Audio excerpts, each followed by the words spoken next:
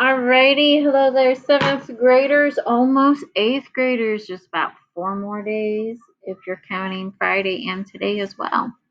Okay, so today we are moving on to area of circles. Yesterday we had circumference, and today we're going to go on to area. Okay, so your objective is that I will find the area of a circle, and the area is everything inside the circle. Okay, you'll need this because next year you're going to find volume of a sphere and the surface area of spheres. All right, so this is on page 72 in your notebook. We're right after yesterday's circumference notes. Okay, so here is our notes to fill in today. We have a lot of awesome vocab coming to you today. Okay, so let's get the show on the road, right? Our first word is radius.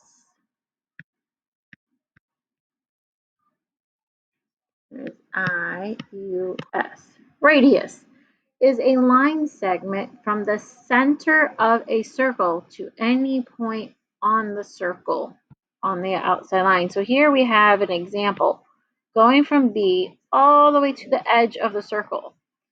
And it is normally always marked also, if there's no measurement, as a little r. Okay? Radius, as we talked about yesterday, is half of the diameter. So to find it, you would have to take d and divide it by 2. For example, if you are given the diameter is 6 centimeters, what is the radius? Well, we know that r would be 16 divided by 2. Okay, or how we commonly would write it as 7th graders with fraction form. So that means our r would be 8 centimeters. Okay, let's go on to our next vocab word, diameter. D-I-A-M-E-T-E-R, diameter. This is a line segment that goes from one point on the circle through the center to another point on the circle. So it's a straight line going from one point, and it has to cross the center. Otherwise, it's just a chord, and it's marked with a lowercase d. Okay. To find diameter, if you were given a radius, you would have to multiply it because you have to double it by 2. Or if you don't like multiplication, you can take radius plus radius. Okay, so an example that we could have there, if I was given the radius, say our radius is 4 feet. What would diameter be? Well, to get diameter, you would have to take 2 times your 4. To get that diameter then is 8 feet. Okay, so let's talk about more about area and special parts of this that we need to know. So our first word, area, the number of squared units.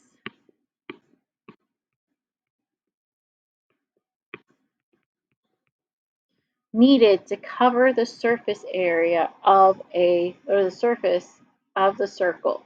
So all these little tiny squares. Now for this one, we're going to say our ratio is 1 square equals 1.5 centimeters. Okay, because there's only 4 squares. Let's say right there's 3 and there's 3. That's where the 6 is coming from. We're going to use this.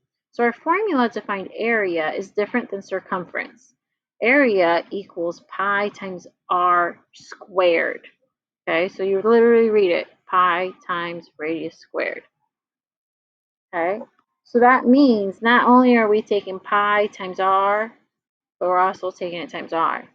So instead of multiplying by 2, we're squaring it. Okay, so using this example we have off to the side, we would, and for today's work, we're going to use 3.14 to approximate for pi. And then because it said our radius is 6, we're going to take 6 times 6. Well, 6 times 6 is 36. So now we have to take 36 times our 3.14. That gives us 113.04 centimeters, or square centimeters. You don't want to type the word square or write the word square for all your answers. You would write the same number and put centimeters and put a little squaring at the top. Okay, so they're saying all of this coverage in this whole thing here. I'm going to cover my whole number by every single one. If I was to count the space, it would be 113 and 400 centimeters. How many squares they would say that we need in here. Okay. All right, so let's do some examples. I'll do one. So why don't you pause it and see if you can figure out the other one on your own. We're going to keep using the same formula. Area equals pi r squared. So first let's look. Did they give us radius? Yes. We have radius is half. It goes from the center to the outside of the circle, the edge of the circle. So that means I have to take area equals pi times 4 squared. Well, what's 4 times 4? 16, right? But they don't want us, we're not going to use pi. So we're going to approximate pi equals 3.14. Okay.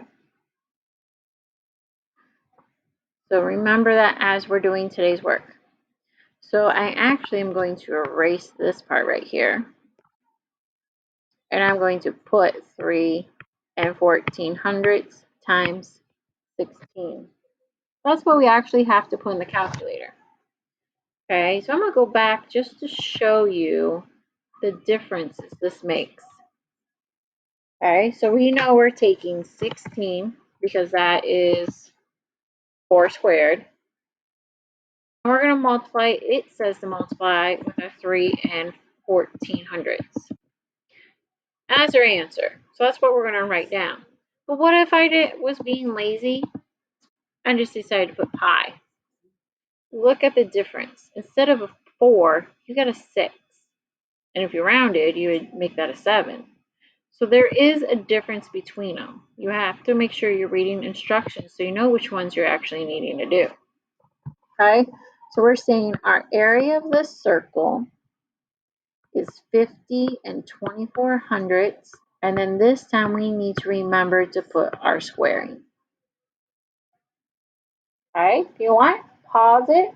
See if you can do the next one on your own.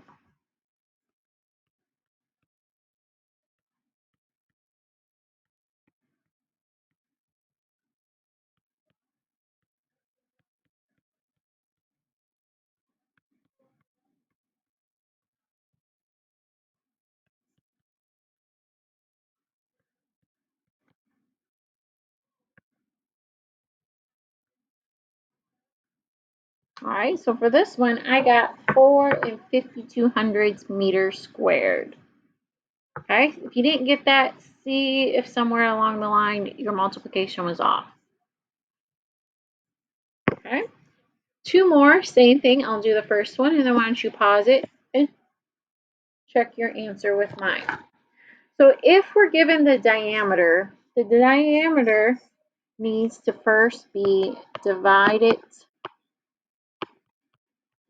by 2. Okay, because our equation is radius, not diameter. There really isn't, we could make one, but it's too complex. We just know we want, instead of going all the way across, we want that. So we kind of have to think, all right, so radius, if it is 4, we have to take 4 and divide it by 2. Well, that's 2. Now we can plug it into our equation of pi r squared. So that means I am taking 3.14 times 2 squared. Well, what's 2 squared? 4. So 4 times our 3 and 1400ths is 12 and 5600ths. And then remember your feet squared. Okay. So like I said, pause this. Make sure you have all your notes. And then try the next one on your own to see if you get it the same.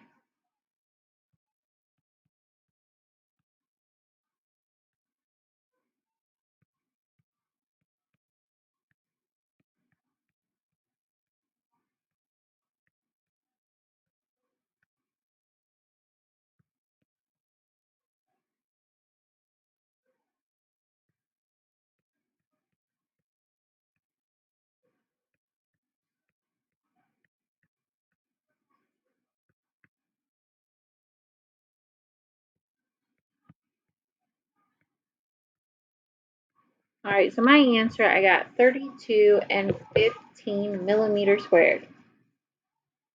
All right, that is it for the notes. So let's go to our next activity. This is one I've had a lot of students in the past actually got a kick out of it, especially if you're one that likes to draw or doodle. Okay, so you have 6 problems, and we got Mr. Einstein here with teaching class. Our directions are to complete each problem. So you have to do all 6, make your picture complete. Then add the appropriate picture to the scene at the top half of the page. So whatever answer you get, it tells you to draw something somewhere in the picture. For all of these, you want to use the 3 and 1400ths for pi. Okay, so let's look at number 1. We'll kind of zoom in here for you. All right, so we still know if we are given the radius, we have to take our area equals pi r squared, right?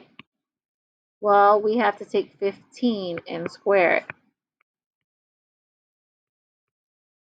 And instead of pi, I can actually erase that. Sorry, hopefully you're not writing in pen. And just put it times 3.14. Running out of room. Then we can go to our calculator. Use the 3.14 times, and then we gotta take 15 and square it. See this A2? That will square the number that you put in first so that you get it. So here is our answer, 706 and a half. So we look for which one says that, and it is the second choice. Okay, so if the area is 706 and a half feet squared, we should write our answer so that we know which one was the correct answer we chose. And put your feet squared. Write the formula for area of a circle on the left side of the whiteboard. So this is how we're going to know who got it right. Very first one. The left side of the whiteboard, not the right, because that's for the wrong answer. The left side, we're going to put A equals pi r squared. Now you have the formula for the remaining of your problems. So go through them. Some of them you might draw either a pen or calculator, a clock or a window, a textbook or a computer, today's date or your teacher's name, a student desk, or a student standing beside the teacher. All right, so make sure you use what you can, show your work, especially if you're using Kami, you can zoom in and have plenty of room to work.